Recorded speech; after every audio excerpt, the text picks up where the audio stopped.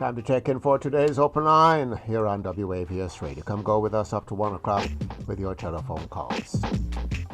Format obtains as it has for, oh gosh, so many years. You call and we talk, that's it. Our studio numbers, 305-948-1170 and 954-792-1170. Join the conversation, it's free.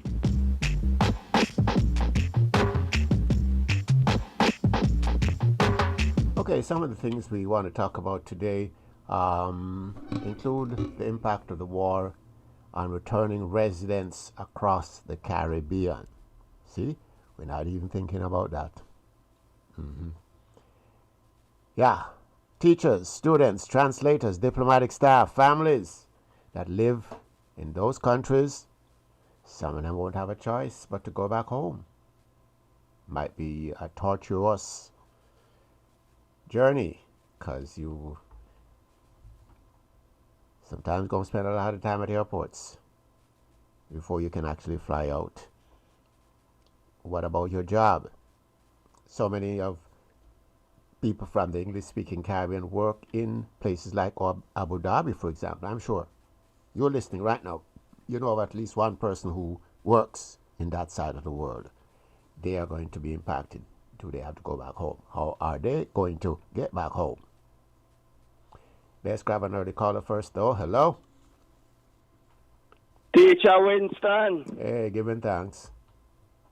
What is not going on, brother man? That's the question. What is not going on? Wow. I think I'm going to need you to recommend a psychiatrist after we're done of this discussion, but let's get into it. All right. I'm checking out, I see where Republicans are saying, we are not at war. Okay. This is a special military operation. Which usually are wars. Wow. So, my question now, Mr. Barnes, what is a war?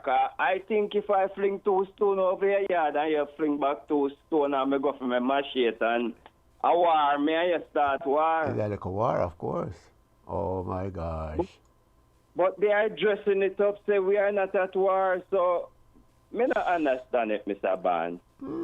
Well, that is because, you know, Congress is who has to decide whether the country goes to war or not. And that has not happened, so you have to make it sound like he didn't really go into a war, so Congress didn't have to get involved. That's the reasoning, you know, which don't really make any sense, but... So them address it up, so it's course. not a war, so Congress don't need to get involved. Now you understand. Now you understand. But Mr. Barnes, these are the same Republican who said January 6th was a peaceful day. People just come visit the capital. Exactly. So you bomb up a place, it's not a war. Oh my God, it's crazy. Teacher, every time I see these so-called hypocrite pastors, so them having prayer breakfast with Donald Trump, I would like to ask the Brother Barnes, what are they praying for?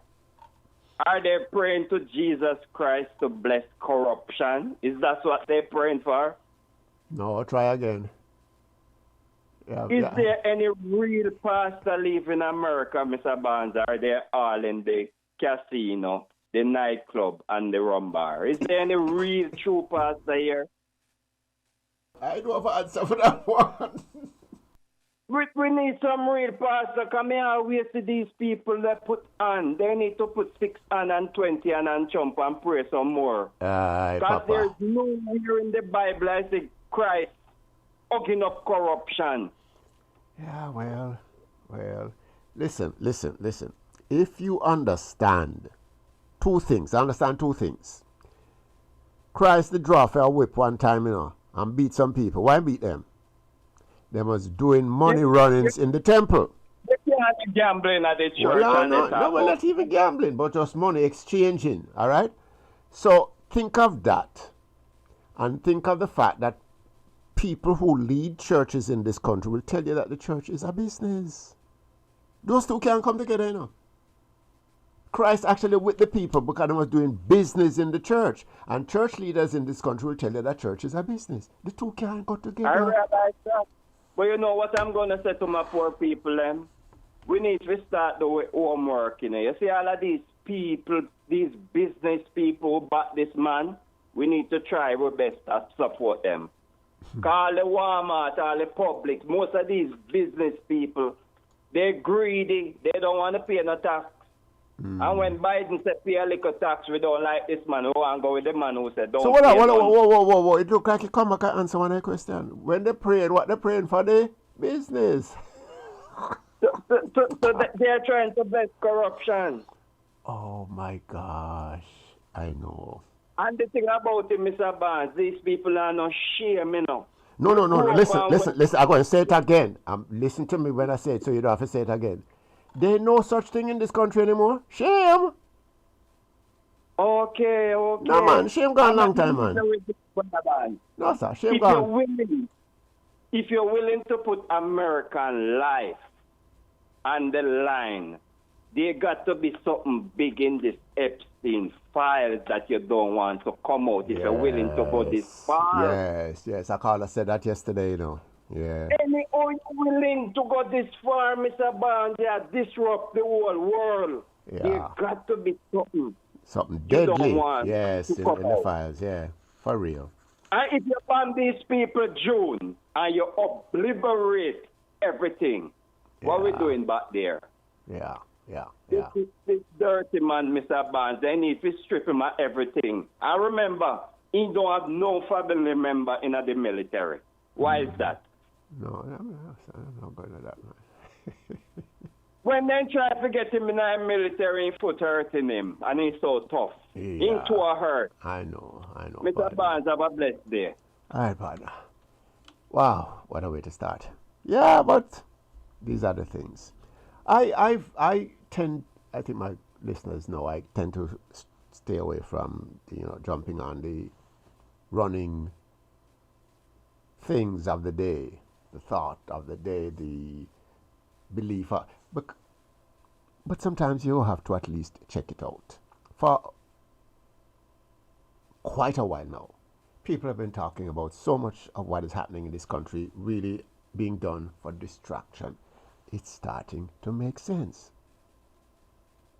And it is obvious that distracting away from what has to be a really dirty situation in the Epstein files, if a country, the leadership of a country, is prepared to sacrifice American lives, not to mention foreign lives, to distract away from that, this is a sad situation that, as we've already found out, not only impacting this country, Think about some of the people in Europe, in Western Europe, who have gone to jail in connection with this because not some necessarily guilty of anything, but they tell lies about what is now in the public domain where those files are concerned. Some of them actually gone to jail, and not just in England. Hello? Mr. Barnes, a pleasure to speak to you. Hey. I always say Americans are very forgetful as long as they're happy in their own life. But, there's nobody not talking about the whole wing report already. And the other day, I hear on the news there, I was getting ready on the news on, and I hear them say, but there's a problem because all of the dirt, where they're digging up over at the White House, them dumping it at a different location. So now the people in that city is complaining because it's positive stuff. Oh my God! So there's so much hidden things going on that we don't focus on. They mention it one or two times and you don't hear about it again. Wow! So everything is a distraction to keep the American people from focusing on what's really going on. Oh so just a reminder. Remember, saying working on a wing when rip out, and then they'll get no authorization to rip it out, and just rip it out because him see say I'm done. Yes, sir. Him can't do that. Done. Yeah, him is a done, see, I am a wrong thing. Yeah. That's how it go. Wow. All right, Mr. Van, take it easy. Thanks. Yeah. And I'm always going to do this. Over time, what I do here has evolved into this. I'm asking our people to look at what is happening in the world and how it affects them. I like to, in preparing the news, one of the things you learn in journalism school is that you localize the news. I want to localize observations here. Okay, so your second daughter is a teacher in Dubai. Dubai, as a young lady spoke to a newsroom recently, said Dubai has been reputed to be one of the safest places in the world. They spend a bag of money on everything that is necessary to make people feel comfortable. Well, Dubai in the middle of stuff, and the Iranians not playing. They say, okay, I can't lick the big guy, I'm going to lick some of them friend them. I'm going to lick some of them friend them who cause me grief. Add to the number of people who are going to try to go home in the next few weeks. Add to that the people who are being deported from the US. Add to that the people who are self-deporting. What about those who are just overwhelmed by the stress and strain of everyday life, which includes the possibility of ICE raids? What are going to happen to those people when they go back home?